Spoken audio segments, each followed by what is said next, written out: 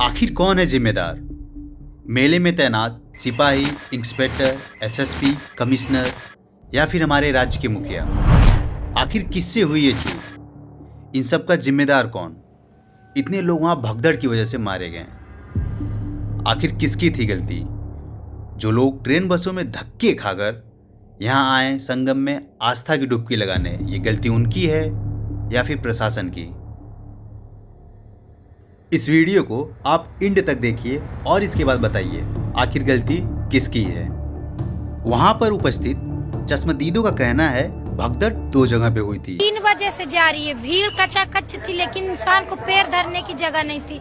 फिर भी इंसान देख रहे, डस्टबिन का पन्नी हटा दिए, यहाँ तक के 3 गाड़ी ऐसे लगा कि उसके अंदर इतनी मिट्टी थी, इंसान की लहास थी, इंसान के लहासों से लोग गुजर जाते थे। 3 तास से सात्री जो होते हैं ना पंडित, वो बेचारे गाड़ी लगा के अपनी उसी में लहास भर के ओढ़ा के सबको भगा रहे थे, हटाओ। बाकी तो इस पर प्रशासन क्यों चुप है? क्यों कोई जिम्मेदारी नहीं ले रहा है? जिम्मेदारी की बात बहुत दूर की है, इस विषय पर पर्देदारी शुरू हो जाती है। सारी कोशिशें की जाती है इस मामले को दबाने की। अगर दबा न पाए तो कम से कम कैजुअलिटी बताएं। आखिर इतना बेहिसाब भीड़ एक जगह पर कैसे इकट्ठा हुई? भीड़ क्यों मैनेज नहीं हो पाई? बहुत सारे श्रद्धालु बैरिकेड के पास क्यों सो गए? इन सब का कोई जिम्मेदार नहीं। भीड़ से लोग बैरिकेड डाकने लगे, इसका कोई जिम्मेदार नहीं। बैरिकेड सोए हुए लोगों पर गिरने लगे, इसका कोई जिम्मेदार नहीं। लोगों के बीच कैसे अफवाह फैली कि नागा साधुओं का भीड़ आ रहा है, इसका कोई जिम्मेदार नहीं। भगदड़ में इतने सारे लोग दबे, इतने सारे श्रद्धालु मरे, कोई जिम्मेदार नहीं। यहाँ पर कोई जिम्मेदारी क्यों नहीं ले रहा है? संगम मेला क्षेत्र के अधिकारियों द्वारा दूसरी भगदड़ जो झूसी की तरफ हुई थी, उसकी कोई खबर नहीं। देखिए, आप जो ये वीडियो दिखा रहे हैं, जो इसके संबंध में पुलिस के पास ऐसी कोई इन्फॉर्मेशन नहीं है। इसमें जांच कराएंगे और जो भी फैक्ट्स हैं उसके बेसिस पे करेक्टिव एक्शंस जो है वो ली जाएंगे।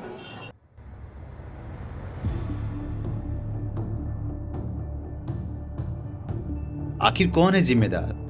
क्या इन सब का कोई जिम्मेदार नहीं? अगर कोई होता तो बताता कि हाँ भगदड़ हुई है, लेकिन इसे छिपाया जा रहा है। इतने सारे कपड़े, सामान जो ट्रैक्टरों में भर भर के जा रहे हैं, ये किसके हैं? अगर झूसी में भगदड़ नहीं हुई थी तो इतने सारे चप्पल, कपड़े किसके हैं? आखिर कहाँ गए ये सब लोग? कोई क्यों साफ साफ नहीं बोल रहा है? मेला क्षेत्र के अधिकारी या फिर यहाँ पर तैनात सिपाही, इंस्पेक्टर, कौन है जिम्मेदार? किसकी वजह से इतने सारे लोग मारे गए? अगर एक भी मौत होती है तो वो किसी एक व्यक्ति की नहीं होती, ये होती है पूरे परिवार की। किस किस का बात बताएं?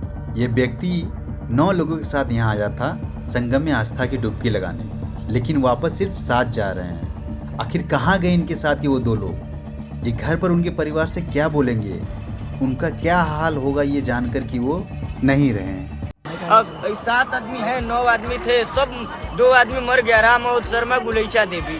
कै बजे बात हुई? अभी 1 घंटा पहले आपने तो 112 पर फोन किया, कोई नहीं उठाया। 100 पर किया, कोई नहीं उठाया।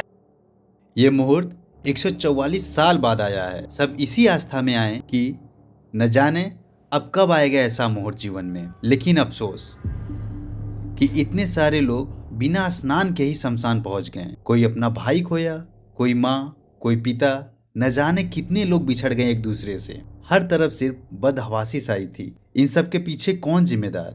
अभी तक कोई नहीं लिया है जिम्मेदारी, पर कुछ लोग हैं जिन पर सबकी निगाह है, पर कोई क्यों नहीं पूछ रहा इनसे सवाल? महाकुंभ मेले के अधिकारी विजय किरण आनंद, इनको तो बढ़ती भीड़ का अंदाजा था, लेकिन गलत फैसला लिया गया।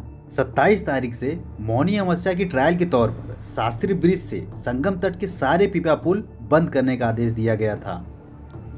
इसी वजह से सारी भीड़ एक ही जगह पर इकट्ठा हुई।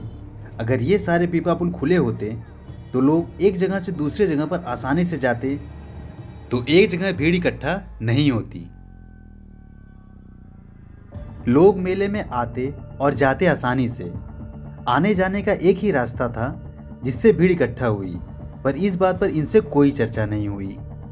दूसरे अधिकारी एसएसपी राजेश द्विवेदी, इन पर ही था संगम नोज की जिम्मेदारी कि वहां पर भीड़ इकट्ठा ना हो।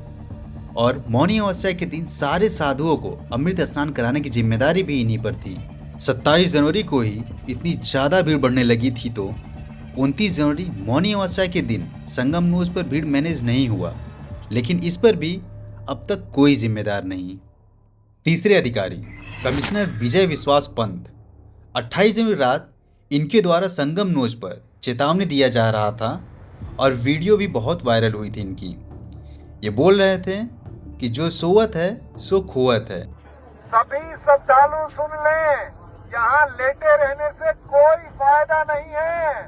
जो सोवत है सो खोवत है।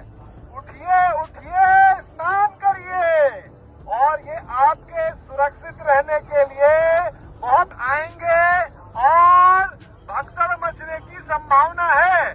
आप पहले आ गए हैं तो आपको सबसे पहले अमृत मिल जाना चाहिए। सभी श्रद्धालुओं से करबद्ध निवेदन है, उठे उठे उठे। लेकिन अगर प्रशासन को भीड़ बढ़ने का अंदाजा हो गया था तो फिर इंतजाम दुरुस्त और फोर्स को क्यों नहीं बढ़ाया गया? अगर ये भीड़ को देख चुके थे तो क्यों अपने अपर अधिकारी से बात नहीं की? अगर की भी तो कौन जिम्मेदार? चौथे अधिकारी हैं डीआईजी वैभव कृष्ण। महाकुंभ मेले की सारी जिम्मेदारी डीआईजी वैभव कृष्ण पर ही थी।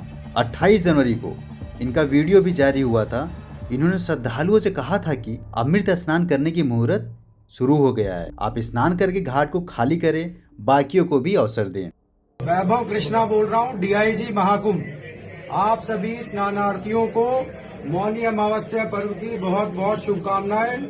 आप सभी को ये बताना है कि मौनी अमावस्या के स्नान का मुहूर्त 7:37 से शुरू हो रहा है। इसमें केवल 10 मिनट अब बचे हैं। आप सभी लोग अपने अपने स्थान से उठ के गंगा घाटों पे प्रस्थान करें और स्नान करके जल्दी स्नान करके अपने अपने गंतव्यों को प्रस्थान करें। और जब इन सब पर छानबीन हुई तब पता चला कि न तो आने जाने की लेन ठीक से चल रही थी, न तो भीड़ को संगम नोज पर इकट्ठा होने से रोका गया। इतना बड़ा स्नान का दिन था तो कंट्रोल रूम को सतर्क होना चाहिए था। 2500 कैमरे लगे थे, क्या उन पर किसी की नज़र नहीं थी?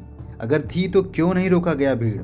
एक ही रास्ते से आना और जाना था। कंट्रोल रूम की जिम्मेदारी खुद वैभव कृष्ण पर है। ऐसे में इन पर भी बहुत सारे सवाल उठ रहे हैं। अगर कंट्रोल रूम पर इनकी नज़र थी तो संगम नोज पर इतनी भीड़ कैसे इकट्ठा हो गई? अगर भीड़ बढ़ने लगी थी तो रोका क्यों नहीं गया? जब भगदड़ हो गया तो इतना एक्टिव कैसे हो गया कंट्रोल रूम?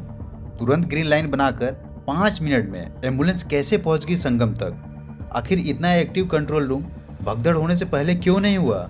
इतनी बड़ी दुर्घटना होने के बाद कैसे हो गई? इतने ज़्यादा सवाल हैं पर जवाब जीरो। आखिर महाकुंभ में इतने सारे श्रद्धालुओं की मौत का जिम्मेदार कौन? आखिर कौन इसका जवाबदेही है? आखिर इन सब का जिम्मेदार कौन?